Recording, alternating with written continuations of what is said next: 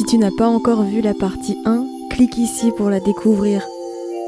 Si mes vidéos te plaisent, like et abonne-toi.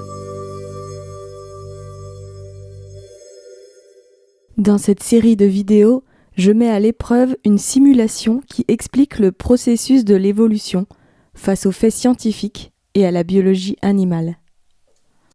Retour à notre couple. Si les canaris se transmettaient en boucle des gènes dont les versions étaient identiques, même en piochant au hasard dans leurs réserves, il n'y aurait pas de changement. Si les canaris se transmettaient des gènes identiques, il n'y aurait pas de changement. Je l'ai expliqué un peu avant. Dans la nature, des mutations aléatoires peuvent affecter la mélanine ou d'autres traits, modifiant la couleur, la taille ou l'apparence d'un individu, mais ces variations ne touchent qu'un individu à la fois. Elles ne changent pas la nature fondamentale de l'espèce, car l'ADN définit la structure et les limites de l'espèce. Cette stabilité génétique est observable et prouvée. Malgré les variations individuelles et les mutations qui peuvent survenir sur des individus, l'identité de l'espèce ne change pas. Sans intervention humaine par sélection dirigée, les mutations ne s'installent pas durablement au sein de l'espèce. Elles restent très marginales et finissent toujours par se fondre dans le groupe, car les versions originelles sont la norme et représentent la quasi-totalité des individus. Ces versions originales que Dieu a conçues sont optimales et parfaitement adaptées à leur environnement. Nos canaris jaunes de 11 cm et de 15 grammes resteraient des canaris jaunes de 11 cm et de 15 grammes. Non, ce pourquoi l'évolution fonctionne comme elle fonctionne, c'est l'erreur, la mutation. En gros, dans le code, quelque chose dysfonctionne. Il y a une modification aléatoire de l'ADN d'un canari. La recette a changé de manière complètement inattendue. Alors non, pas complètement inattendue. Les mutations sont des phénomènes attendus et prévisibles dans leur effet, justement. Les mutations ne sont ni mystérieuses ni infinies. Elles sont attendues, connues et surtout très limitées dans ce qu'elles peuvent produire. Les mutations touchent toujours les mêmes types de gènes. Les gènes de pigmentation, qui peuvent donner de l'albinisme, du mélanisme ou de légères variations de couleur. Les gènes de croissance, qui peuvent modifier la taille ou la forme du corps, mais toujours dans des limites très précises. Les gènes du développement embryonnaire, qui lorsqu'ils sont altérés causent principalement des malformations. Et les gènes métaboliques ou immunitaires, dont les mutations entraînent souvent des maladies ou une fragilité physique. Et c'est à peu près tout. Les mutations ne peuvent produire que des modifications déjà prévues par la structure de l'ADN, jamais quelque chose de totalement nouveau ou illimité. Elles restent dans un ensemble restreint de possibilités, fixées par ce que l'espèce possède déjà. Donc non, la recette ne change pas. Sinon, les chiens feraient des chats. La recette génétique, c'est ce qui définit l'espèce telle qu'elle est. Et c'est la fameuse stabilité génétique dont je parle depuis le début. Par exemple, imaginons que la recette génétique du canari soit quelque chose comme ATTG. Je dis n'importe quoi, c'est juste pour illustrer. Lors de la reproduction, l'ADN est recopié, un peu comme une photocopie. Une mutation, c'est simplement une petite erreur de copie. Une lettre peut changer, disparaître ou être remplacée. Par exemple, ATTG devient ATGG. Une lettre change. Si ce gène qui a changé servait à produire un pigment jaune, cette petite erreur fera baisser la quantité de jaune et donnera un canari blanc cassé. Ou encore, ATTG devient ATTT. Une autre lettre est remplacée. Si cet autre gène qui a changé agissait sur la croissance, la mutation donnera des pattes écartées. Ce sont des petits changements sur des individus dans un système déjà existant. En revanche, si la recette changeait complètement avec toutes les lettres mélangées, ça donnerait un individu non viable. L'ADN fonctionne comme un code informatique ou comme un livre. Il doit être lu dans le bon sens et avec les bonnes lettres. Si une photocopie d'un livre sortait avec toutes les lettres dans le désordre, ce serait illisible. Pour l'ADN, c'est pareil. Si la recette changeait complètement, ça ne produirait rien de viable. Et de toute façon, ça n'existe pas. Aucune mutation aléatoire ayant créé un organe ou une fonction entièrement nouvelle n'a jamais été observée. on a seulement constaté des modifications légères de structures existantes, comme une malformation du bec ou la duplication d'un gène, mais jamais rien qui sort des limites prévues par l'ADN pour l'espèce. Donc non, les mutations ne transforment pas entièrement la recette génétique, elles ne font que de petites erreurs de copie individuelles. Les possibilités sont limitées et le système ne peut pas inventer quelque chose de totalement nouveau. Ces erreurs de code, ces mutations, elles peuvent se produire pour plusieurs raisons. Soit des facteurs externes, comme des virus ou des rayons de soleil, soit pendant la copie de l'ADN, quand les cellules se divisent et qu'elles doivent copier leur ADN pour le transmettre aux nouvelles cellules, soit, enfin, quand les spermatozoïdes et les ovules se forment. Quand ils sont fabriqués, que l'ADN est brassé et recombiné, parfois, il y a une erreur. Une mutation apparaît et peut être transmise à l'enfant. Voilà comment de nouveaux traits apparaissent. Voilà pourquoi l'évolution est possible. Non, de nouveaux traits n'apparaissent jamais. Les mutations génétiques aléatoires peuvent produire de la diversité au sein d'une espèce.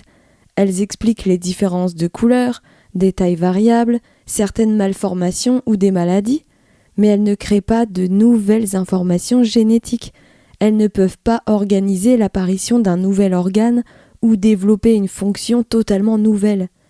Les mutations aléatoires peuvent déformer des organes ou des fonctions existantes, oui, ajouter un doigt en plus ou en enlever un à cause d'une malformation, mais non, le hasard, comme il vient justement de le dire avant, n'est pas une déesse créatrice, et l'ADN des êtres vivants est préétabli et stable pour chaque espèce, et cette stabilité génétique ne permet pas l'apparition hasardeuse d'innovation. Le code génétique est limité et organisé de façon extrêmement précise. Il est inconcevable d'ajouter un nouveau gène sans perturber tout l'ensemble. Même par action humaine organisée, ce serait impossible tant le système est complexe. Pour se faire une idée, on peut comparer l'ADN à un roman qu'on réimprime des milliers de fois. Parfois, une petite erreur d'impression se glisse. Ces erreurs sont comme les mutations aléatoires de l'ADN. Pensez qu'une erreur génétique pourrait donner naissance à un nouvel organe, une nouvelle fonction ou un instinct inédit, c'est comme croire qu'un bug d'imprimante dans nos romans pourrait créer de nouveaux chapitres et des nouveaux personnages parfaitement insérés aux bons endroits, avec le bon chapitrage, la bonne numération de pages et une cohérence de l'histoire intacte. C'est impossible. Pour insérer quelque chose de nouveau sans casser la cohérence du récit, il faudrait réécrire l'intégralité du livre et repenser chaque détail. Alors imaginez l'ADN, qui est infiniment plus complexe qu'un livre. C'est absurde. Croire que ces nouveaux chapitres, inventés aléatoirement, auraient un sens, une histoire, une logique, des personnages adaptés à l'histoire, une orthographe correcte, une grammaire et un emploi cohérent, par hasard, par bug aléatoire, c'est complètement absurde. L'information et le sens ne sont pas simplement le fruit d'une accumulation de lettres, ce sont des concepts immatériels, intelligents, qui ne surgissent pas spontanément d'une erreur accidentelle. Un mot n'est pas juste une suite de lettres. Derrière le mot, il y a une intelligence immatérielle, de la pensée, un esprit. C'est idem pour un code génétique qui compose une fonction ou un organe. Ce n'est pas qu'une suite de lettres placées là accidentellement. Il y a un esprit et une intelligence derrière qui a tout agencé intelligemment pour que ça fonctionne. L'erreur.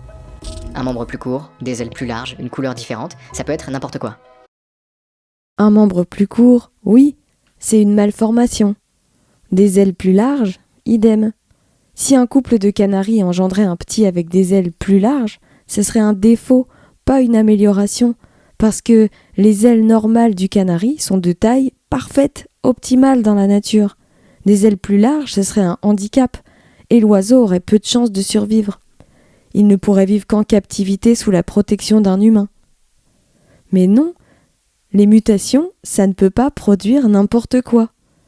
Les mutations restent des malformations, parfois handicapantes, parfois bénignes, comme un changement de couleur de plumage, mais elles ne créent jamais de nouveaux traits sortant du cadre défini par le code génétique de l'espèce et son héritage.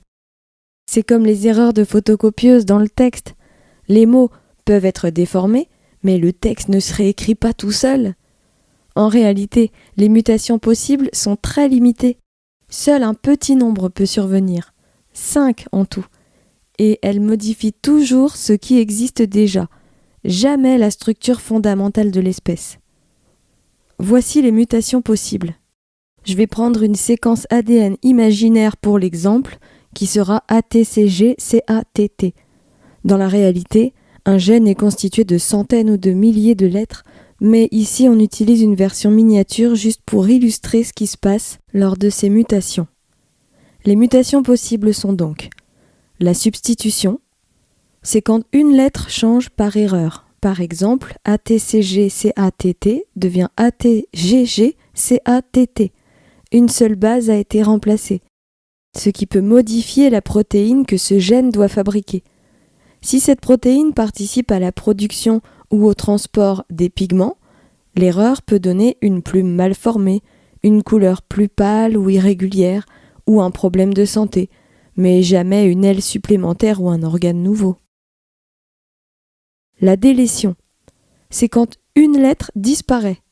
ATCG-CATT devient ATC-CATT. Le code est décalé, illisible. C'est comme si on avait effacé une note dans une partition. Toute la mélodie est faussée. Biologiquement, ça peut provoquer une malformation ou bien rendre un gène inactif. L'insertion, c'est quand une lettre de trop s'ajoute. ATCG-CATT devient ATCG-GCATT. Le code est brisé, tout se décale. La cellule ne sait plus comment lire le code. C'est une erreur de copie. La protéine produite par ce gène devient incorrecte ou inutilisable. L'organe ou le tissu dépendant de ce gène peut mal se former.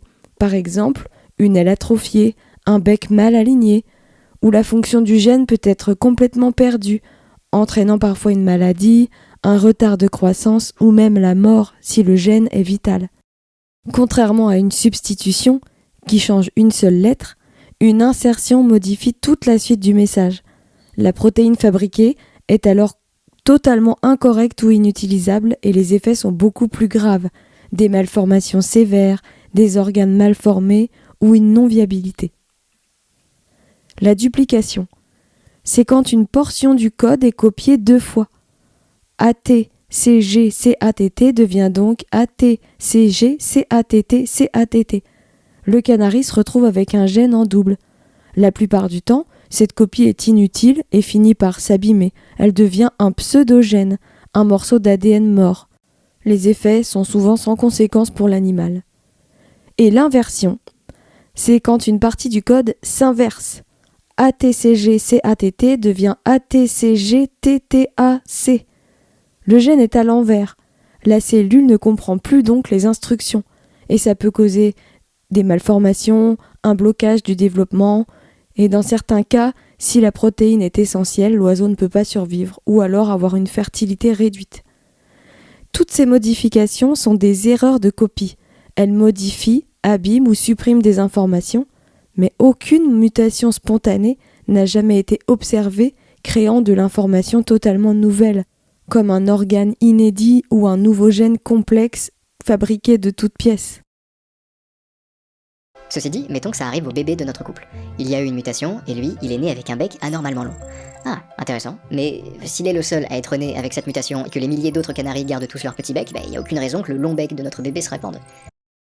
Il y a surtout très peu de chances que cet oisillon survive. Et pas ce bébé, c'est un oiseau.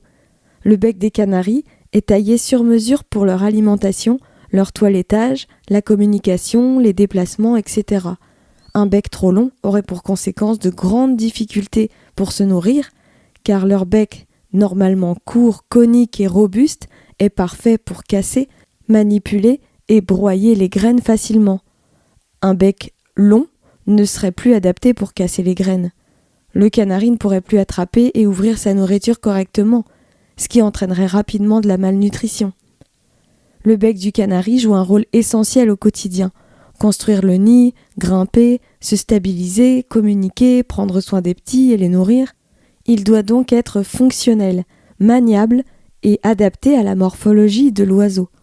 Un bec trop long peut gêner les mouvements de la tête déséquilibrer l'oiseau, compliquer ses déplacements, car le bec sert également de support, comme un troisième pied. Les oiseaux utilisent leur bec pour se toiletter, enlever les parasites, lisser leurs plumes. Un bec inadapté serait inefficace pour toutes ces tâches, ce qui affecterait directement leur hygiène et leur santé. Un bec anormalement long et fin est aussi beaucoup plus fragile et peut se casser facilement, et l'oiseau peut se blesser avec, ce qui peut devenir rapidement grave. Un bec trop long empêcherait aussi de bien communiquer, car le bec des canaris est conçu pour permettre aux oiseaux d'émettre le son propre à leur espèce, donc de communiquer correctement avec leurs congénères. Un bec trop long nuirait donc fortement à leur intégration sociale. Les oiseaux nourrissent leurs petits par le bec. Vous imaginez un peu le nourrissage d'un petit avec un bec en forme d'épée? Ce serait la mort en une seule becquée, et cette lignée s'éteindrait en un instant. Et un petit qui naîtrait avec un bec trop long ne pourrait de toute façon pas se faire nourrir comme les autres et se ferait très vite rejeter par les parents. Dans la nature, les handicapés et les malformés sont très vite éliminés à cause de leur faiblesse. Ils n'évoluent pas, ils meurent. Ces malformations sont incompatibles avec une vie sauvage sans aide humaine. Aucune raison qu'une autre race de canaris à long bec se développe. Mais c'est là toute la beauté de l'évolution et de l'une de ses branches cruelles et merveilleuses, la sélection naturelle. C'est la réalité du terrain qui va décider, c'est l'environnement et les individus alentours. Oui, c'est la réalité du terrain qui décide. Mais cette réalité est toujours fatale pour les animaux faibles et handicapés. La plupart du temps, quand il y a mutation, elle est soit neutre, soit désavantageuse. Il est assez peu probable que l'arrivée d'un trait aléatoire soit favorable à un oiseau dans un environnement donné. C'est pas assez peu probable, c'est impossible.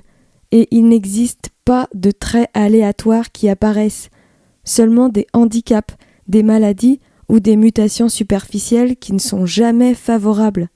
D'ailleurs, notre auteur n'a pas pu trouver une mutation bénéfique. Le bec trop long de son canari serait un énorme handicap. Comme il le dit, les mutations sont soit neutres ou désavantageuses, et elles le sont toujours, car les espèces d'animaux sont parfaites telles qu'elles sont.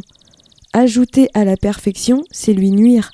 Imaginez par exemple un presse-ail. C'est une création parfaite telle qu'elle a été créée pour sa fonction, presser l'ail. Imaginez maintenant une erreur de fabrication qui l'améliorerait. C'est impossible, parce que l'objet a été pensé de façon optimale pour presser l'ail. Donc l'objet a déjà tout ce qu'il faut pour accomplir sa tâche. Pour les animaux, c'est pareil. Qu'est-ce qui, comme erreur génétique accidentelle, pourrait conférer une fonction utile à un oiseau déjà parfait pour vivre sa vie? Rien. Il est parfait comme il est. Donc les mutations sont toujours neutres ou désavantageuses. Notre bébé, par exemple, avec son long bec, il pourrait ne pas être capable de picorer ce que ses parents picoraient. Dans ce cas-là, il meurt et ses gènes ne sont transmis à personne. Mais parfois, la mutation est avantageuse. Dans un autre environnement, par exemple, notre bébé avec son long bec, il pourrait devenir capable d'aller fouiller des fourmilières et de becqueter des insectes qui auraient normalement dû être en sécurité. Alors, c'est possible qu'un canari ingère accidentellement une petite fourmi, en picorant le sol ou en picorant des graines. Mais manger des fourmis ne pourrait pas devenir un comportement quotidien, car le canari est un oiseau granivore et insectivore léger, spécialisé pour manger des graines, des herbes, des fruits ou des bourgeons. Ils peuvent manger occasionnellement de très petits insectes, mais à une dose homéopathique. Son instinct, ses muscles, son comportement et son métabolisme sont adaptés à manger des graines. Les canaris ne sont pas faits pour manger des fourmis. Les fourmis contiennent des substances acides ou chimiques de défense qui peuvent irriter leur bouche et leur système digestif. S'ils en mangent quelques-unes par accident, c'est pas catastrophique, mais si elles devenaient une part importante de leur alimentation, ça leur causerait des problèmes digestifs graves, du stress et des carences alimentaires. Et aller chercher des insectes dans des fourmilières demande non seulement un bec très spécialisé, fin, long, précis, comme celui des pics-fourmis, mais ça demande aussi un fort comportement de recherche, un instinct de fouille, une connaissance instinctive de ses sources de nourriture et une physiologie d'oiseau myrmécophage, c'est-à-dire qui mange des fourmis, donc une physiologie adaptée pour résister aux substances chimiques défensives des fourmis, comme l'acide formique ou d'autres venins. Le simple fait d'avoir un bec anormalement long ne crée pas ces instincts ni cette capacité cognitive. L'oiseau, qui n'en a pas l'information inscrite dans l'instinct, ne sait pas qu'il y a des fourmis dans les fourmilières. Ce savoir n'est pas inscrit en lui, donc il l'ignore. Ça n'existe pas pour lui. Une malformation physique du bec ne peut pas créer un nouveau savoir. L'oiseau n'est pas capable de se poser des questions et de chercher des réponses. Il agit par instinct. Faisons une comparaison. Imaginons un poisson rouge qu'un scientifique fou aurait génétiquement modifié pour qu'il ait des mini-dents de requin et qu'il l'aurait ensuite relâché dans la nature. Dans le monde réel, ce poisson mourrait faute de ne pas pouvoir se nourrir correctement comme son instinct le lui prescrit, c'est-à-dire manger des algues et des petites particules. Selon la théorie de l'évolution, au fil des millions d'années, ce poisson mutant finirait par devenir un prédateur adapté à ses dents. Mais c'est problématique. Un comportement instinctif fondamental ne change pas en fonction de la simple morphologie. Même si les évolutionnistes rétorquent que ces transformations prennent des millions d'années, le problème reste le même. Si l'adaptation n'a pas d'effet immédiat pendant la vie de l'individu, celui-ci risque de mourir avant même de transmettre ses gènes. Et sans descendance, il n'y a tout simplement pas d'évolution possible pour cette lignée. L'adaptation, pour être réelle et efficace, devrait donc se produire au cours même de la vie de l'animal porteur de la mutation. Comme pour ce canari à bec trop long. Pour survivre et perpétuer sa lignée, il faut qu'il évolue très très vite, pas en des millions d'années, parce qu'un oiseau peut mourir de faim en 1 ou 2 jours. Donc en gros, il a 1 jour pour évoluer. Mais le cerveau animal n'est pas apte à de tels changements, comme nous les humains, qui pouvons raisonner, construire, oser, réfléchir, prendre des décisions et user d'audace. Le poisson, lui, ne peut pas se dire « Tiens, j'ai des dents de requin, je vais devenir carnivore maintenant. Soyons audacieux, prenons des risques. Puisque ma condition ne me permet pas de vivre comme mes congénères, il faut que je trouve des solutions. Et vite !» L'exemple du canari qui se mettrait à manger des œufs ou des fourmis paraît moins caricatural que le poisson, donc un peu plus crédible, mais au fond, c'est la même absurdité. On veut faire croire qu'un comportement instinctif peut se transformer simplement parce que le corps change. Ça n'a aucun sens. C'est complètement irréaliste. En ce cas, le bébé survit, il se reproduit et ses gènes se transmettent. Et plus ses descendants se débrouillent bien avec leur long bec, plus ils se reproduiront et plus ils seront nombreux. Et au bout d'un grand nombre de générations, on voit apparaître une nouvelle espèce, les canaris à long bec, spécialisés dans la chasse aux insectes. Même si cet oiseau survivait par miracle, ces petits, eux, ne survivront pas, parce que le nourrissage sera impossible à cause de ce bec trop long. Car lorsque les oisillons réclament à manger, ils dressent la tête, ouvrent grand le bec et poussent de petits cris. Le parent répond immédiatement à ce signal, il penche la tête au-dessus du nid, glisse son bec profondément dans celui du petit et régurgite doucement la bouillie prédigérée directement dans sa gorge. Ce geste demande une coordination parfaite. Le bec du parent doit s'emboîter juste comme il faut dans celui de l'oisillon. Le contact est bref mais répété plusieurs fois d'affilée jusqu'à ce que le petit soit rassasié. Si le parent ou le petit possède un bec trop long, le nourrissage échoue, faute d'emboîtement parfait dans le bec de l'autre. Dans le monde réel, la lignée de ce canari mal formé s'arrête donc là. Ensuite, il dit « Plus ils se reproduiront, plus ils seront nombreux et ils formeront une nouvelle espèce. » Mais non, jamais une nouvelle espèce ne naîtra à cause de la malformation d'un de ces individus.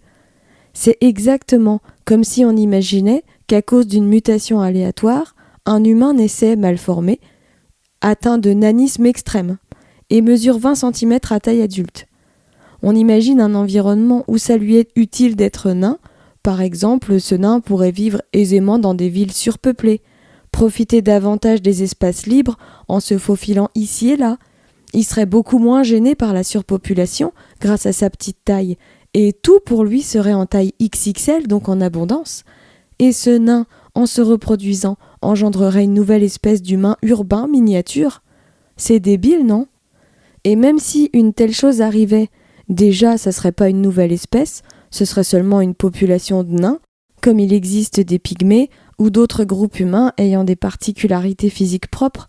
Ils restent pourtant pleinement humains et appartiennent toujours à la même espèce.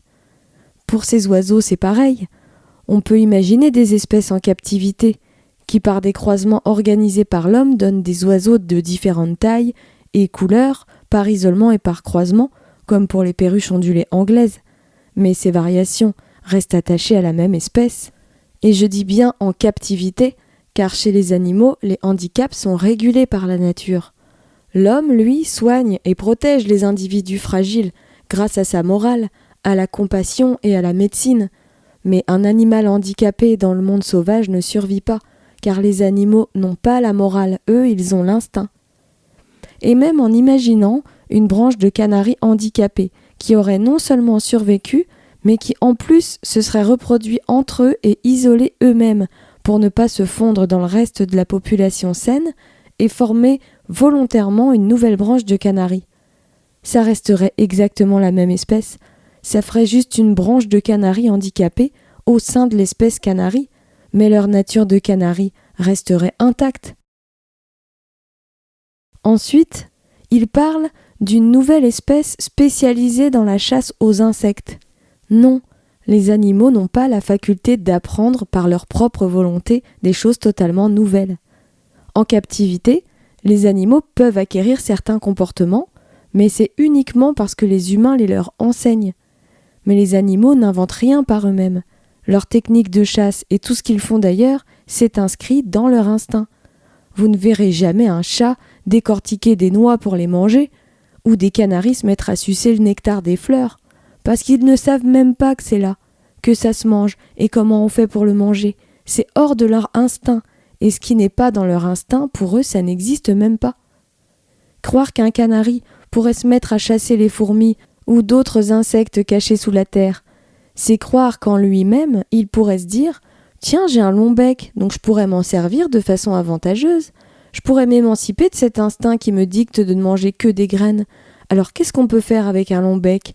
Qu'est-ce qui se cache sous terre ? Tiens, allons explorer. Oh, une fourmi. Si je goûtais, c'est peut-être bon. Allez, un peu d'audace, c'est peut-être pas toxique. » C'est absurde. Les animaux ne pensent pas comme nous, et c'est précisément ce qui nous distingue d'eux. Mais en même temps, pour que l'évolution fonctionne, il faut bien que les évolutionnistes leur prêtent des pensées humaines pour justifier leur survie dans un nouveau corps qui ne correspond plus à leur instinct.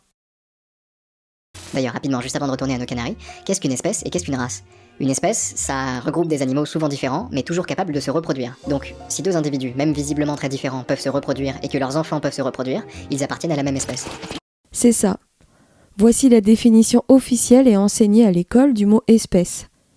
Une espèce est un groupe d'êtres vivants, plus ou moins ressemblants, qui peuvent se reproduire entre eux. Ils doivent pouvoir engendrer une descendance fertile et stable, c'est-à-dire qu'ils peuvent se reproduire entre eux dans des conditions naturelles. Par exemple, les loups et les chiens peuvent se reproduire entre eux et engendrer une lignée fertile et stable qu'on appelle les chiens-loups. Ils appartiennent donc à la même espèce, tout comme les siamois et les chats sauvages. Une race, c'est un concept un poil plus controversé, mais sur le papier, c'est un peu comme si une espèce était en train de se séparer en deux, mais pas totalement. C'est généralement pas une classification biologique officielle, mais c'est plutôt une distinction au sein d'une population. Une race, c'est une catégorie utilisée principalement pour les animaux domestiques. Elle désigne un groupe au sein d'une même espèce, ayant des caractéristiques morphologiques, comportementales ou physiologiques transmises de génération en génération grâce à la sélection humaine.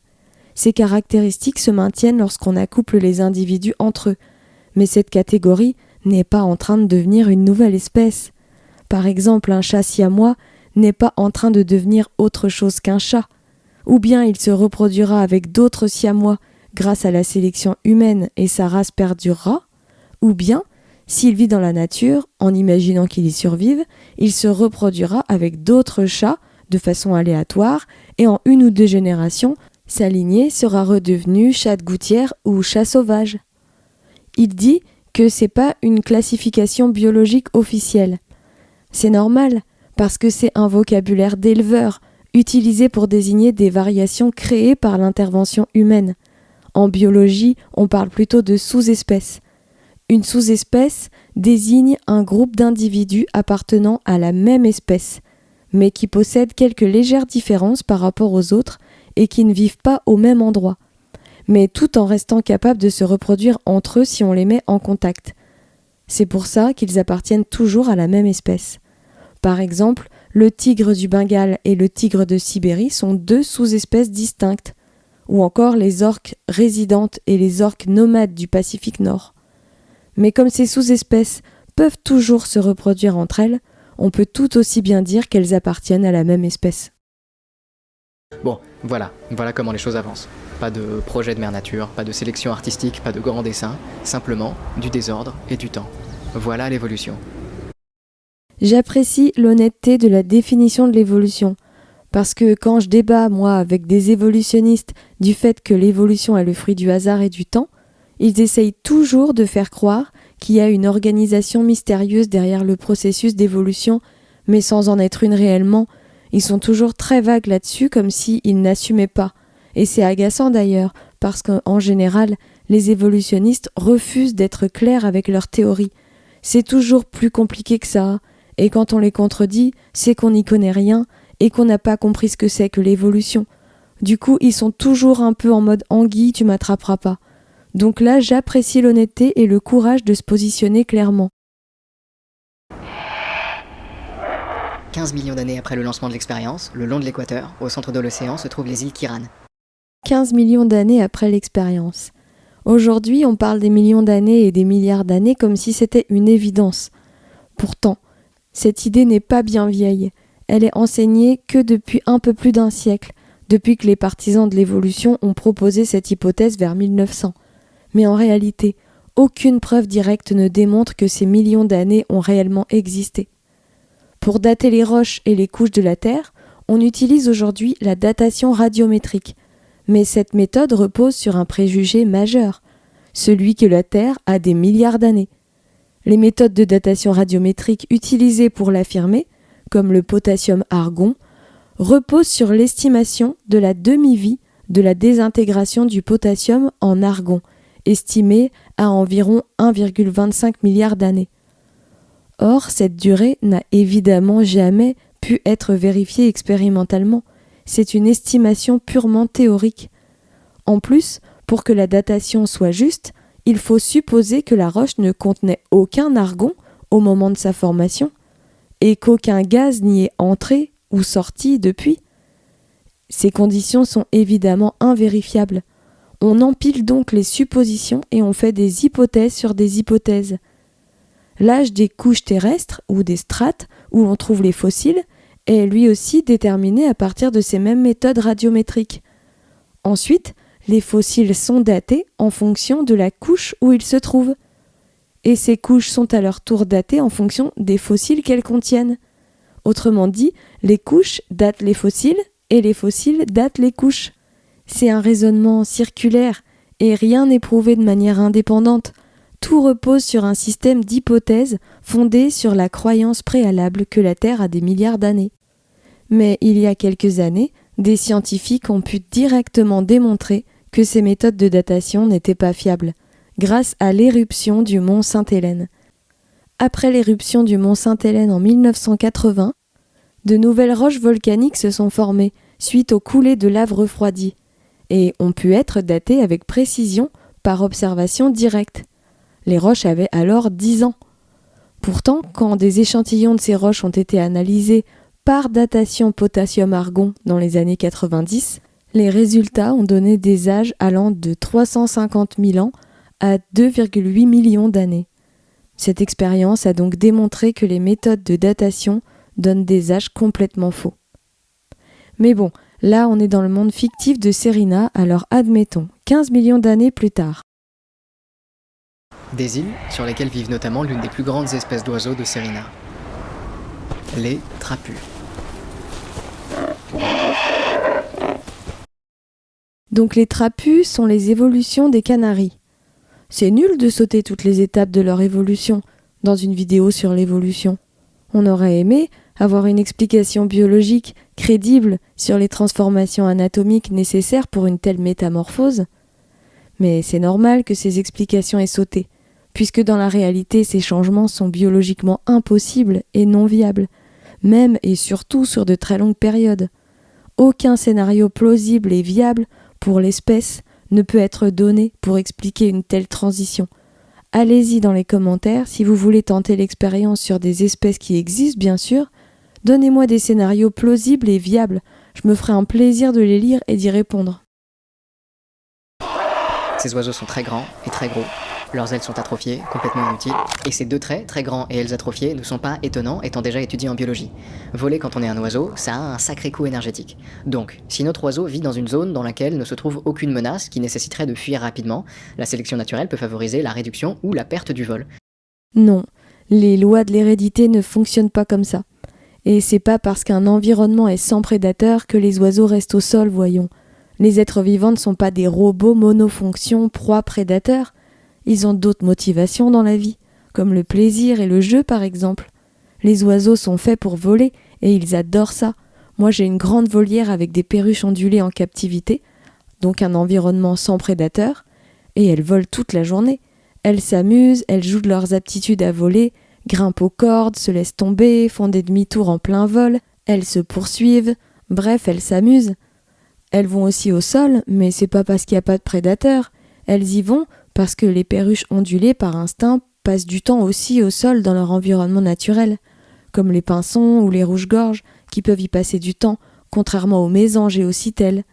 Il y a des oiseaux qui font plus ci, d'autres qui font plus ça, c'est comme ça. Et le fait que les oiseaux passent du temps au sol, c'est une question d'instinct, de mode de vie, pas de prédateurs. C'est pas parce qu'ils réfléchissent à ce qu'ils doivent faire à chaque instant. C'est une erreur de croire que les oiseaux réfléchissent comme les humains. Ils agissent par instinct. Et dans les instincts des oiseaux, il y a justement la notion de plaisir dans le vol. Le vol n'est pas qu'utilitaire. Vous avez sûrement déjà vu les bandes d'étourneaux ou les groupes de perroquets voler ensemble sans se rendre de façon utilitaire d'un point A à un point B, mais juste pour le plaisir, parce que c'est beau, c'est gratuit, c'est le plaisir.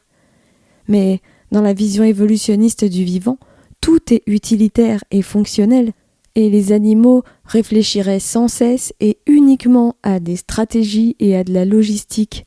C'est laid, c'est bête et c'est faux.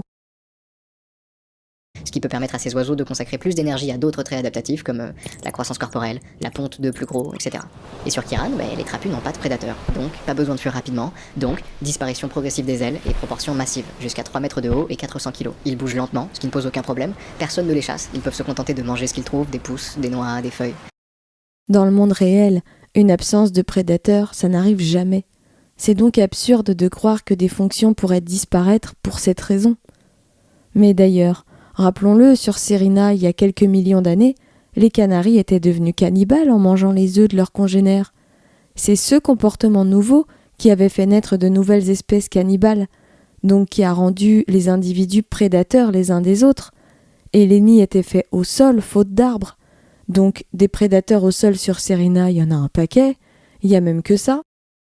Et pour la loi de l'hérédité, même si on imagine que des oiseaux soient empêchés de voler pendant 1000 générations, les lois de l'hérédité qui ne réfléchissent pas non plus, qui ne font qu'agir de façon programmée et systématique, reproduiront les traits dictés par l'ADN. Et un ADN d'oiseau, c'est des ailes, un corps fait pour voler, une aptitude à voler, des instincts de vol et une vie construite autour du vol. Et s'il y a des mutations aléatoires, donc des erreurs accidentelles de copie de l'ADN, rien ne dit qu'elles vont avoir lieu sur les ailes. Il le disait justement tout à l'heure, l'évolution n'est pas une force intelligente, c'est le hasard et le temps qui font à l'aveugle. Et les mutations aléatoires, qui peuvent se produire dans le réel, pourraient changer la couleur d'un individu ou la taille d'une patte d'un autre, mais si le groupe reste à l'état sauvage, les mutations se fondront à nouveau dans la descendance et l'espèce restera telle qu'elle. Les mutations aléatoires ne réfléchissent pas non plus. Elles ne se disent pas « Tiens, ça fait un moment que les gènes pour les ailes et le vol sont inutilisés. Bon, je vais provoquer une erreur dans la réplication de l'ADN de la prochaine génération pour que ces gènes soient transformés en autre chose ou éteints puisqu'ils ne servent plus à rien. Et il faudrait faire une erreur qui soit cohérente avec leur nouveau mode de vie. » C'est absurde. D'ailleurs, le concept de sélection naturelle aussi est biaisé, car comme il l'a précisé tout à l'heure, l'évolution est censée être un processus hasardeux et aveugle, Il n'y a donc aucune sélection. La sélection est un choix. La définition, c'est action de choisir les objets, les individus qui conviennent le mieux, ou choix d'animaux reproducteurs. Il n'y a pas d'intelligence pour sélectionner les individus reproducteurs dans la nature. Quand il y a une mutation aléatoire, l'individu mutant se reproduit aléatoirement avec un individu non mutant du reste du groupe. Et même si la mutation se reproduit encore dans sa lignée, elle finira par être effacée à force d'être fondue dans la masse. Il n'y a justement aucune sélection dans la nature. Le terme sélection est un mauvais choix de mots, source de confusion. La seule vraie sélection naturelle observable est en réalité un processus de maintien de l'ordre dans la création, qui élimine les individus qui fragiliseraient le groupe, stabilisant ainsi l'espèce et préservant ses caractéristiques principales. On devrait plutôt appeler ça l'élimination naturelle du plus faible ou du différent. Beaucoup de feuilles, ce qui provoque un cycle intéressant. Les trapus, au fil des millénaires, deviennent de plus en plus grands pour atteindre les feuilles en hauteur. Bon, là, il se contredit clairement. Il nous disait tout à l'heure que l'évolution n'avait rien de cohérent et qu'elle était le fruit du hasard et du temps. Si les trapus grandissent à force d'essayer d'atteindre les feuilles, c'est plus de la mutation aléatoire. Il y a clairement un but, celui de grandir pour atteindre les feuilles hautes. Et ça, c'est du lamarckisme. C'est une croyance archaïque et complètement dépassée, même chez les évolutionnistes. Si vous ne connaissez pas cette vieille théorie, laissez-moi vous l'expliquer. L'idée centrale de Lamarck. Lamarck, au début du XIXe siècle, pensait que les organismes s'adaptent en réponse à leur environnement. Par exemple, le cou de la girafe s'allonge parce qu'elle étire son cou pour manger les feuilles hautes. Et ces modifications acquises au cours de sa vie sont transmises à ses descendants. Pourquoi cette idée est dépassée ? Les expériences et la génétique moderne montrent que les traits acquis pendant la vie, les muscles développés, les griffes usées, les comportements appris, ne modifient pas l'ADN transmis aux descendants. Par exemple, un athlète musclé n'aura pas des enfants plus musclés. Et la loi qui contredit directement le lamarckisme est la loi de l'hérédité génétique, formulée par Gregor Mendel au XIXe siècle.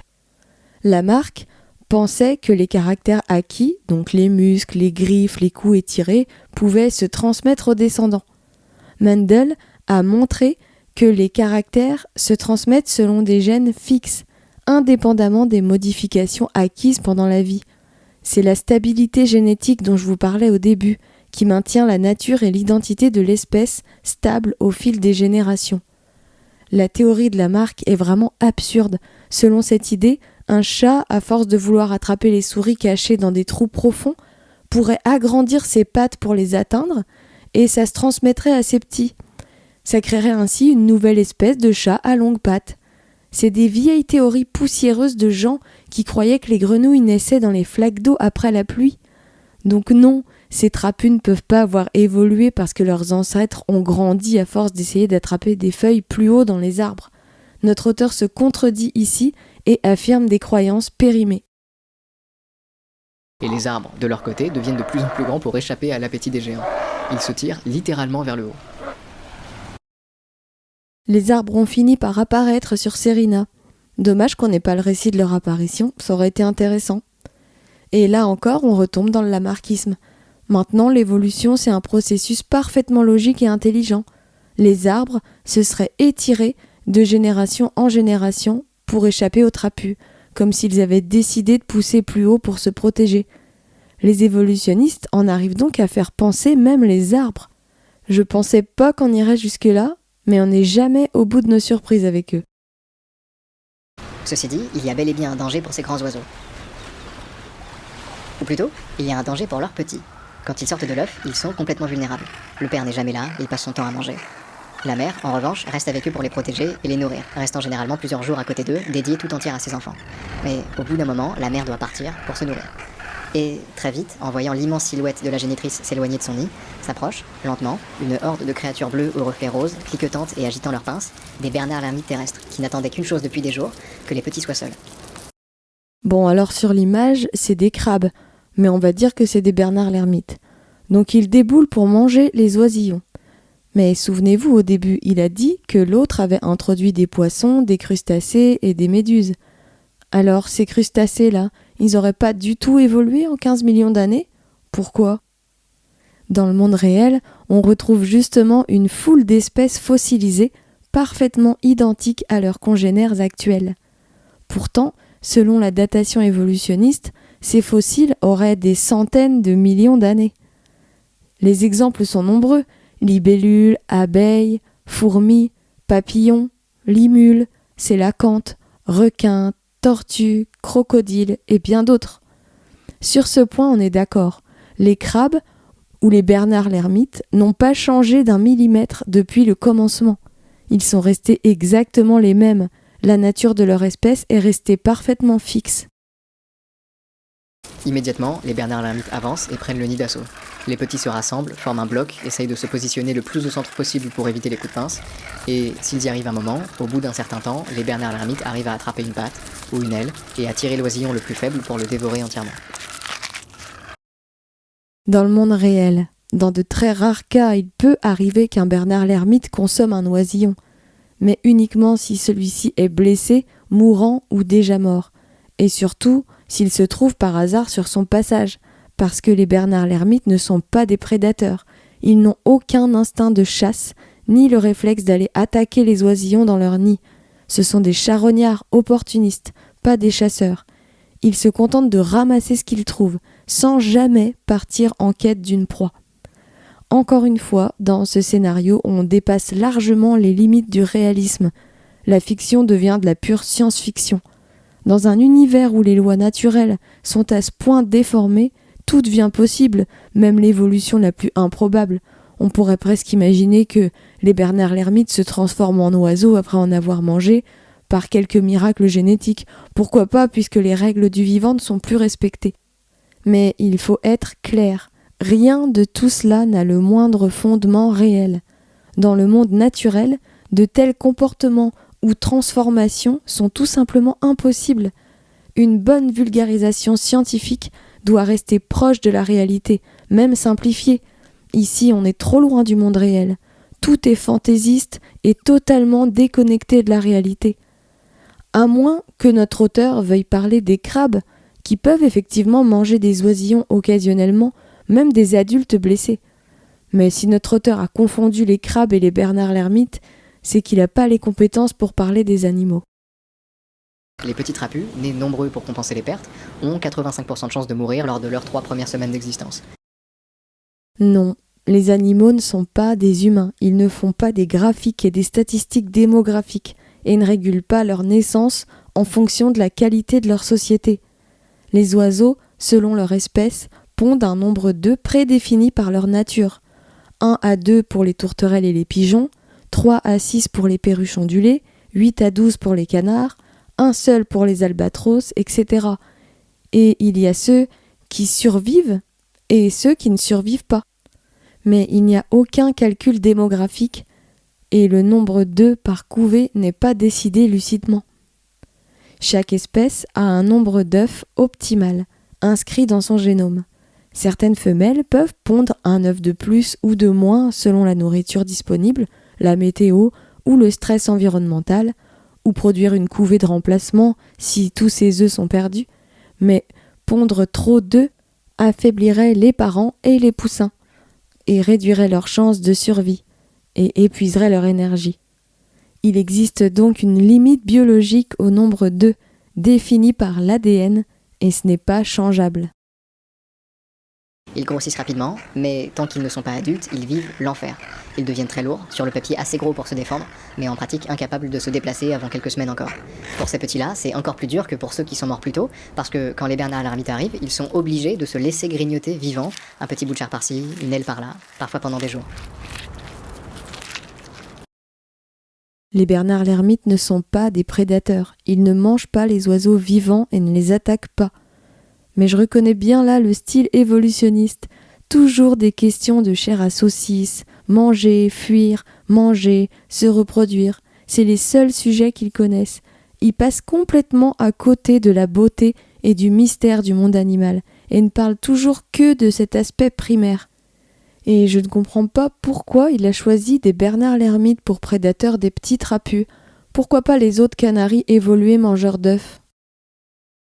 Enfin, finalement, lorsqu'ils grandissent suffisamment et qu'ils sont capables de se déplacer malgré leur poids, ils peuvent se mettre à l'abri. Étrange comme évolution. Finalement, j'ai l'impression qu'ils s'en sortaient mieux quand ils étaient encore des canaris. Ailleurs, et quelques 40 millions d'années plus tard, on trouve une relation interespèce beaucoup plus douce. Voilà un pinson. C'est pas forcément aussi excitant que le reste, mais ça c'est pas le boulot de l'évolution. Des pinsons dont on n'aura aucune explication sur leur origine et le processus de leur évolution, bien sûr. Depuis le début, c'est toujours la même chose, et je pense que ce sera comme ça jusqu'à la fin. On nous présente une nouvelle espèce, son caractère, son apparence, sa petite vie, mais le sujet central de la vidéo, l'évolution, n'est jamais abordé. On se contente de nous dire que l'espèce en question a évolué, mais sans jamais expliquer comment, que ce soit dans les vulgarisations ou dans les livres détaillés.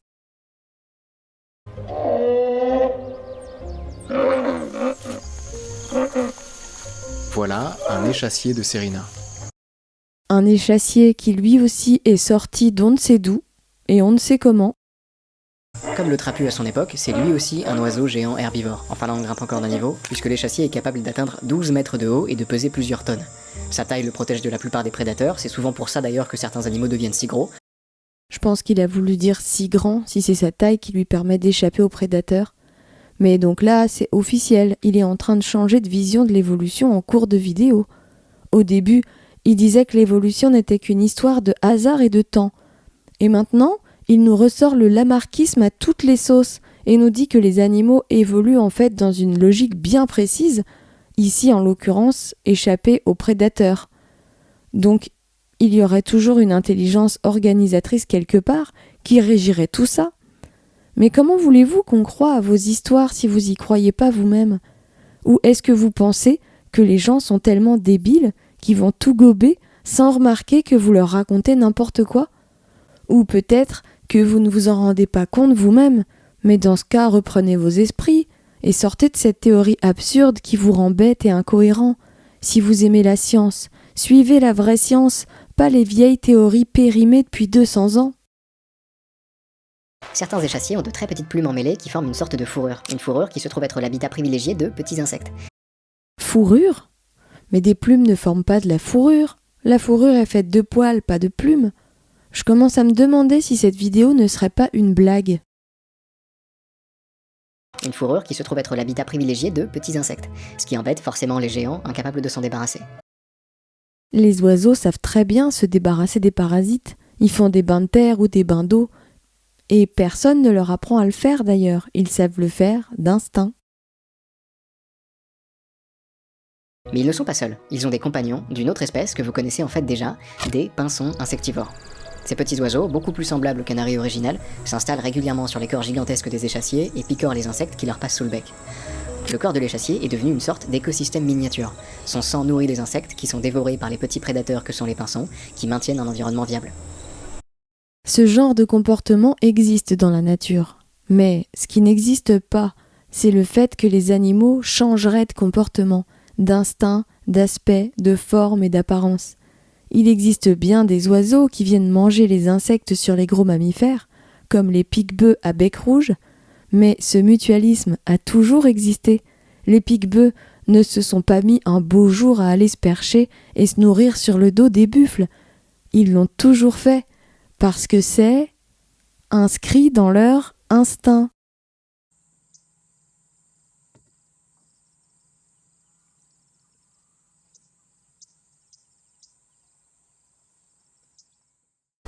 Cette relation entre l'échassier et les pinsons est ce qu'on appelle une relation mutualiste, une interaction directe entre deux espèces qui ne leur est pas absolument nécessaire mais qui leur est mutuellement bénéfique malgré tout. Les pinsons ont de quoi manger et les échassiers sont débarrassés des insectes qui peuplent leurs plumes.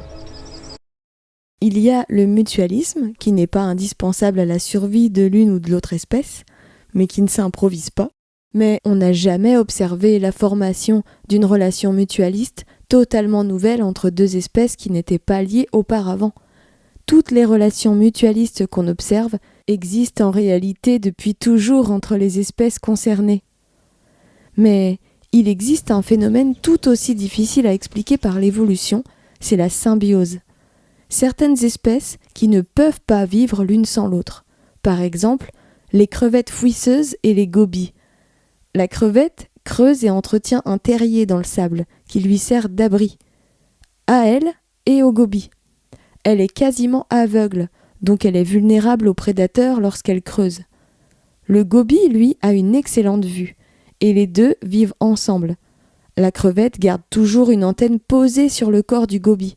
Si un danger approche, le gobie agite sa queue, et la crevette se précipite dans le terrier, et le gobie la suit. Le gobie, qui est un poisson petit, lent et vulnérable, profite ainsi du terrier, et la crevette profite de la vigilance du gobie. C'est une coopération indispensable. Si l'un des deux manque à sa tâche, il met l'autre en danger. Mais pour que la crevette et le gobie puissent vivre ensemble, chacun doit avoir dès le départ l'instinct exact de protection de l'autre. La crevette et le gobie ne peuvent survivre ensemble que si leurs instincts sont profondément symbiotiques dès le départ. La crevette doit savoir automatiquement et parfaitement suivre et interpréter le signal du gobie. Et le gobie doit savoir qu'il faut alerter la crevette au moindre danger. Dans une évolution au hasard, il aurait fallu que ces deux instincts apparaissent accidentellement en même temps, chez deux espèces différentes. On ne sait pas trop comment ni pourquoi, mais forcément en même temps, sinon l'une et l'autre espèce auraient disparu faute de défense, avant que la coopération existe. Imaginons par exemple qu'une espèce, en train de devenir un gobie, tente de prévenir une crevette fouisseuse d'un danger, dans l'espoir que la crevette va lui prêter son terrier. Sans le réflexe inné de la crevette pour comprendre que le gobie lui offre son aide, on aurait simplement une crevette aveugle effrayée qui réagirait à une potentielle agression par un prédateur. Elle fuirait alors illico ce gobie et ne le laisserait jamais se blottir avec elle dans son terrier. Inversement, comment le gobie aurait-il pu comprendre, entre guillemets, que prévenir la crevette lui apporterait un abri sûr dans le terrier qu'elle creuse? Comment aurait-il même pu savoir qu'elle était aveugle et qu'elle avait besoin d'aide? Parce qu'il ne parle pas, il ne communique pas. Et quand bien même il parlerait, la crevette fouisseuse ne sait même pas qu'elle est aveugle. De plus, la crevette chasse des poissons pour se nourrir. Grâce à une technique de chasse encore extraordinairement ingénieuse qui consiste à faire claquer sa grosse pince à très grande vitesse devant la proie ciblée, ce qui produit une énorme onde de choc, un bruit assourdissant et une chaleur extrême atteignant les 5000 degrés, ce qui neutralise complètement sa proie. Mais la crevette ne vise jamais son poisson gobie, car elle sait, grâce à son instinct, que le gobie n'est pas un poisson à chasser. Elle sait que ce poisson est son partenaire, et personne ne lui a ni appris ni transmis cette information, car les crevettes naissent dans des œufs et sont indépendantes et autonomes dès leur éclosion. Les parents ne s'en occupent pas. Pour que cette coopération existe, les deux espèces devaient donc déjà posséder dès le départ les instincts exacts pour interagir correctement l'une avec l'autre. Sans cette coordination innée, la relation mutuellement bénéfique et indispensable ne pourrait pas se mettre en place. Les relations mutualistes et symbiotiques sont donc justement une preuve que les espèces ont toutes été créées telles qu'elles sont. Like cette vidéo, abonne-toi à ma chaîne et clique bien sur la cloche pour être informé des prochaines vidéos.